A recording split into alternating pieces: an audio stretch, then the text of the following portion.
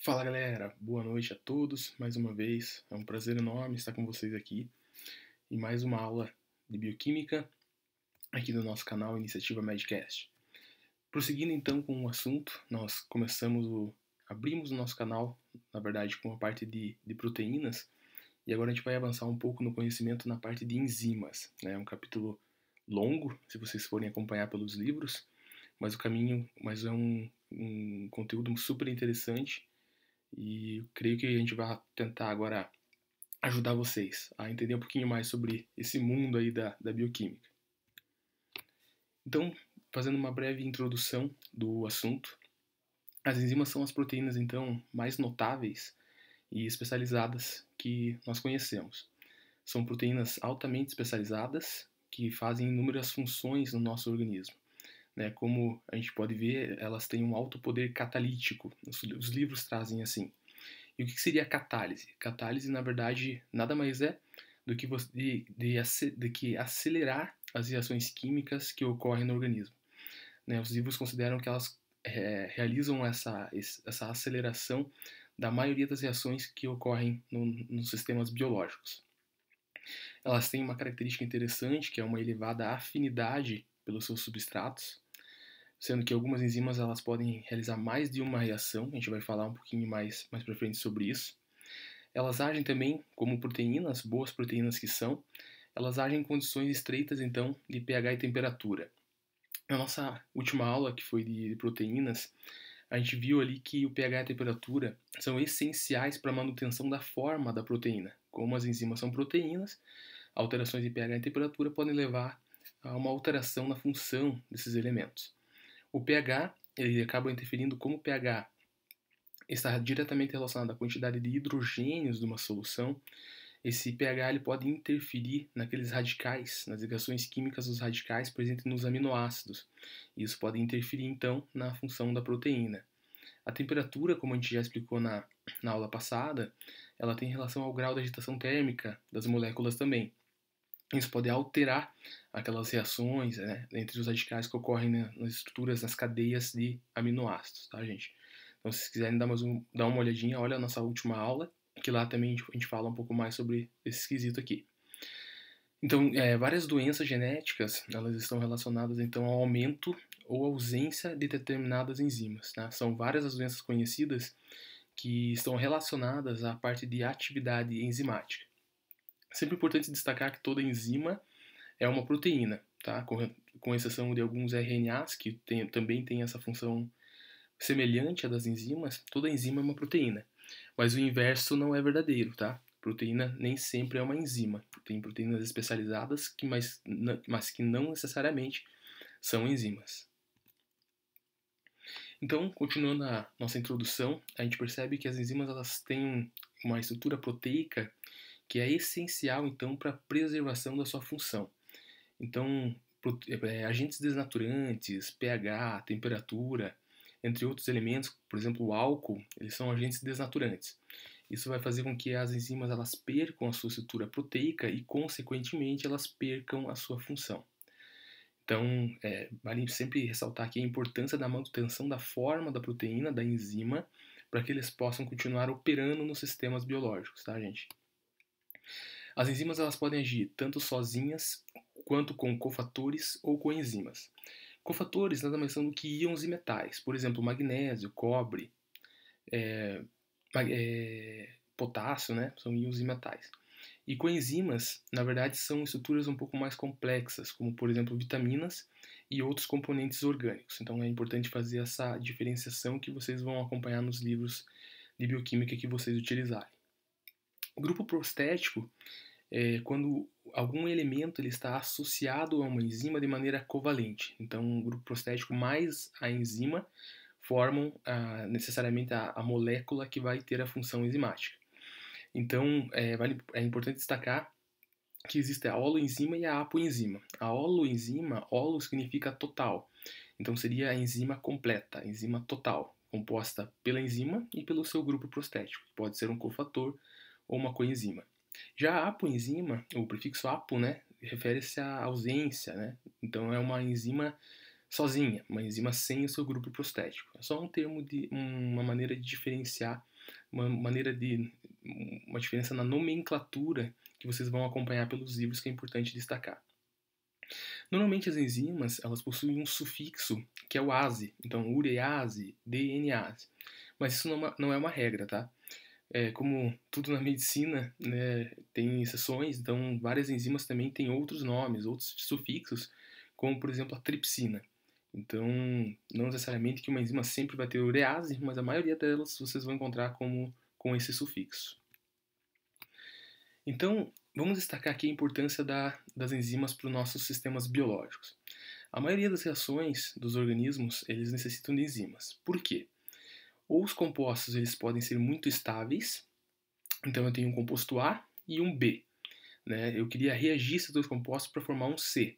Mas esses compostos são bioquimicamente tão estáveis que essa reação não vai acontecer sem que eu tenha nesse meu meio alguém ou algo que junte esses dois compostos e faça a reação.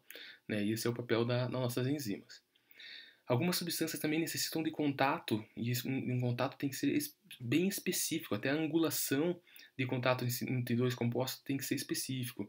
Então, muitas vezes, isso não vai acontecer espontaneamente. Então, a gente vai necessitar de estruturas especializadas, como, por exemplo, a enzima, para fazer com que essas reações ocorram da maneira adequada. Outras reações, elas até ocorrem, mas elas ocorrem de maneira muito lenta. Então, se eu tiver ali um acelerador, um catalisador que ajude na realização dessa reação, vai ser melhor para o sistema biológico. Então, as reações, elas ocorrem normalmente num sítio que o Leninger, se vocês forem utilizar, vocês vão ver que ele cita como um bolsão natural. Então, seria uma proteína que tem um bolsão, uma cavidade, uma boquinha, para ficar mais fácil da gente entender, como se tivesse uma boca que ali acontecesse a reação, tá? Então, quem que liga no sítio ativo normalmente é um substrato. Aqui a gente trouxe só uma foto do Leninger, bem interessante, que mostra uma estrutura tridimensional da enzima, e aqui em vermelhinho a gente tem o sítio ativo dela, então é como se fosse uma boca mesmo. E aqui tem um resíduo-chave do sítio ativo, que seriam aminoácidos específicos, e um substrato se ligando ali para que a reação possa acontecer. Aqui eu acho bem interessante, e eu gosto de contar essa história, que durante a faculdade de biologia, antes de fazer medicina, eu tinha um colega que tinha muita dificuldade em entender esse assunto de enzimas. E eu sempre tentava explicar para ele de algumas maneiras diferentes e ele nunca entendia muito bem como que funcionava o sistema. Como eu acho assim que bioquímica, assim como outras matérias da medicina, elas precisam ser estudadas por associação, você precisa entender, ver o que está acontecendo para você poder assimilar o conteúdo. Eu expliquei isso aqui do Pac-Man para ele. Eu desenhei no quadro o Pac-Man. Conforme a gente pode ver aqui, ele poderia representar muito bem uma enzima, a estrutura tridimensional dela, e a boca seria o sítio ativo, tá? Então, o substrato ele acopla-se a esse bolsão natural da enzima e a reação pode acontecer. Eu não sei por que cargas d'água, mas o meu amigo ele entendeu tudo, nunca mais esqueceu os conteúdos de enzimas.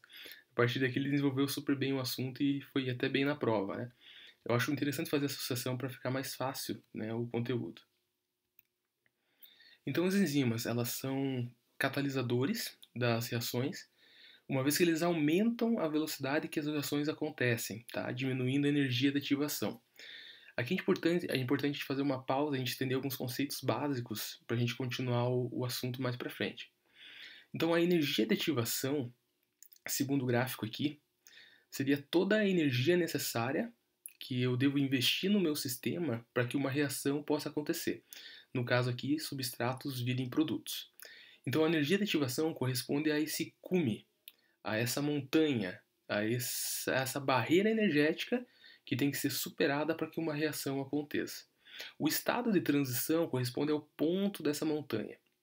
O estado de transição é o momento no qual existe a tendência do substrato virar produto, já está na iminência disso acontecer, ou do produto virar substrato, né? Porque muitas reações são reversíveis.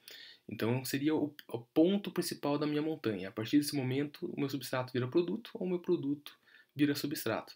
E a energia necessária para que isso ocorra é a energia de ativação. Conforme a gente vai ver depois, as enzimas elas acabam diminuindo essa energia, essa montanha necessária para que a reação aconteça, tá? Elas não afetam o equilíbrio da reação. O que os livros querem dizer com isso? Que tanto faz, um substrato pode virar produto, quanto um produto pode virar substrato.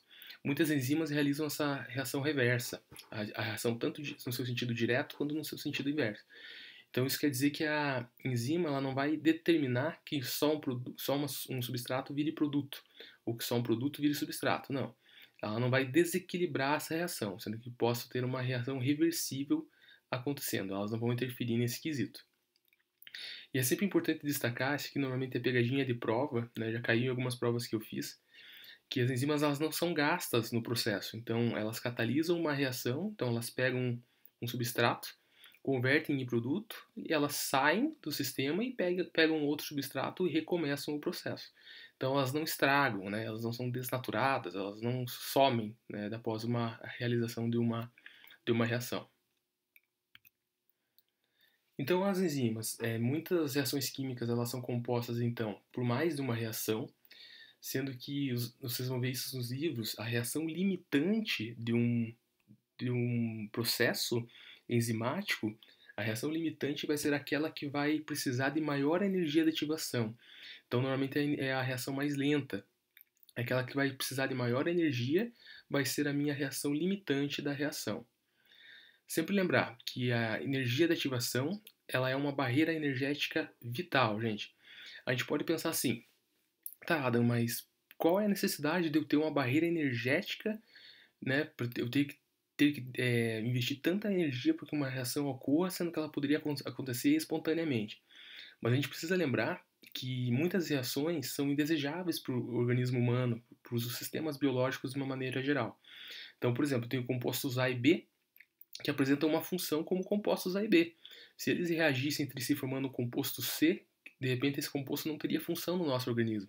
Então a gente perderia os compostos bioquimicamente ativos e criaria um composto inerte, tá?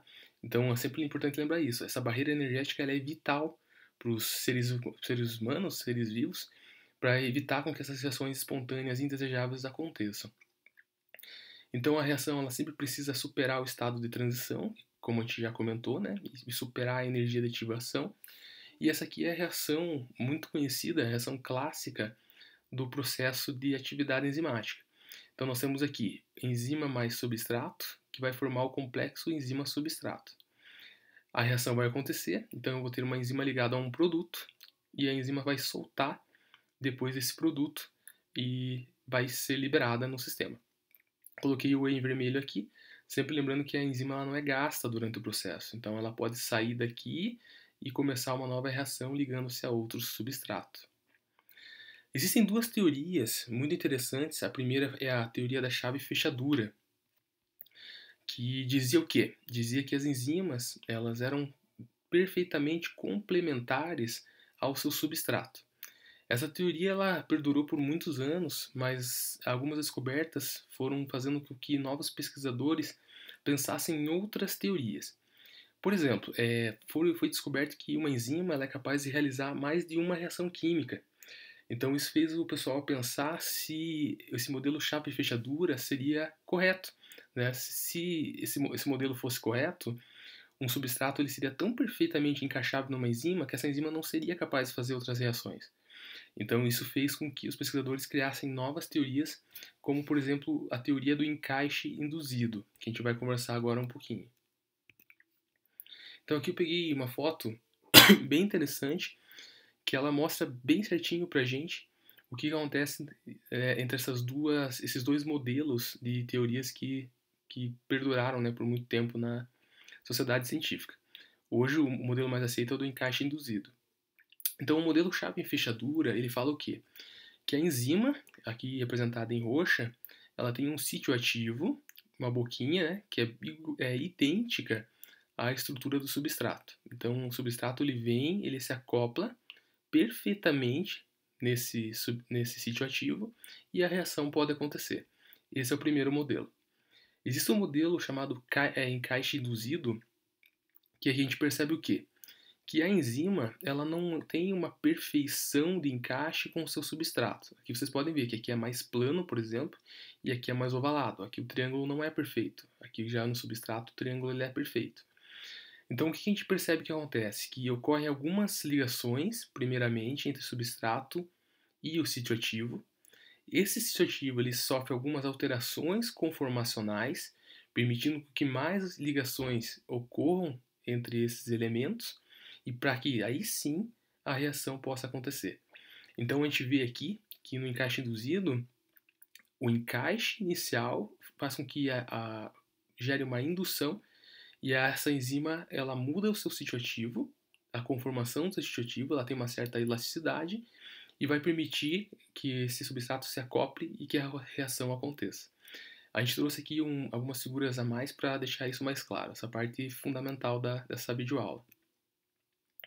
Então aqui é uma figura clássica também do Leninger, que muitos alunos se batem, inclusive eu me bati também muito quando estudei isso aqui pela primeira vez, até entender todo esse mecanismo.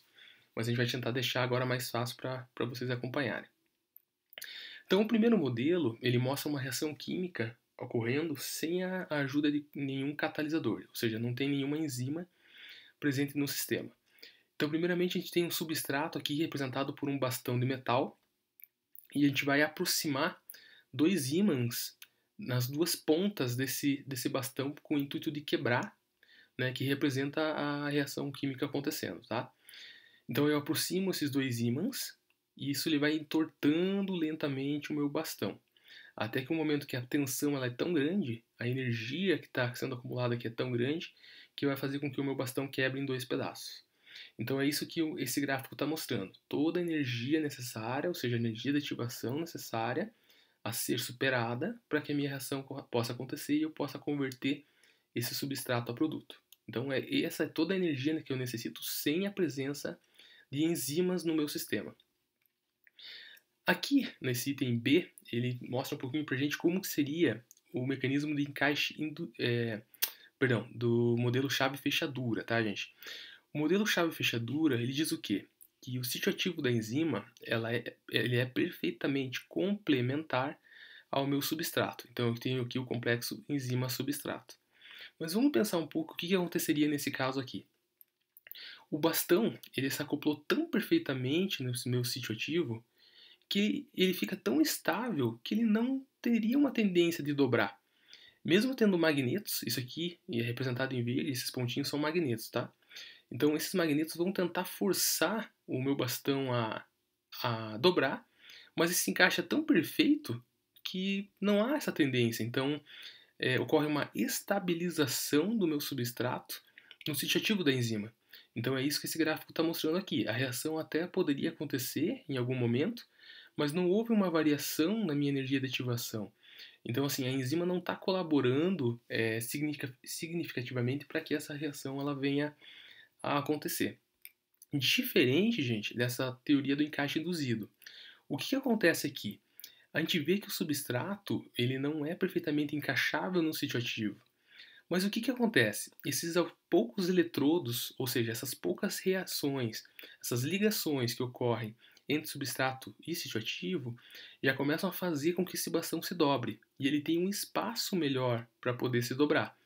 Então, essa dobradura ela vai acontecer e à medida que ele vai dobrando, ele vai se relacionando com outros magnetos presentes no sítio ativo, que correspondem a outras ligações que ocorrem entre os radicais, entre enzima e substrato. Então, no momento mais crítico, no momento que eu mais preciso de energia, que é durante a quebra desse bastão, é que minha enzima vai atuar. Então, ele foi encaixando tão perfeitamente nesse momento aqui, que na hora mais difícil, o bastão vai quebrar. Então, é isso que a enzima faz. Ela faz uma diminuição da energia necessária nesse momento mais crítico para a reação acontecer. Então, acelerando essa reação, aumentando a velocidade para que isso ocorra, eu vou ter uma diminuição na minha energia de ativação. Então, o que eles concluem com esse modelo? Que a enzima ela não é complementar, perfeitamente complementar ao substrato, como a gente vê aqui. A enzima ela é perfeitamente complementar ao estado de transição do meu substrato. Então é diferente. Um é em relação ao substrato inicial e outro é o estado de transição. E é nesse estado de transição que eu vou precisar de uma energia maior para dobrar esse meu bastão e quebrá-lo. Então, essa teoria ela foi melhor aceita porque ele não é complementar ao substrato, e sim ao estado de transição, que é onde eu preciso de mais energia, e com isso diminuo o tempo de reação, acelerando minha reação, permitindo que ela ocorra de maneira mais rápida. Beleza, gente? Agora, como o assunto é meio grande, eu acabei dividindo em 2 vídeos, mas continua com a gente aí, curta o nosso canal, curta o nosso vídeo e acompanhe daí com a gente a segunda aula sobre enzimas. Beleza, gente? Um grande abraço.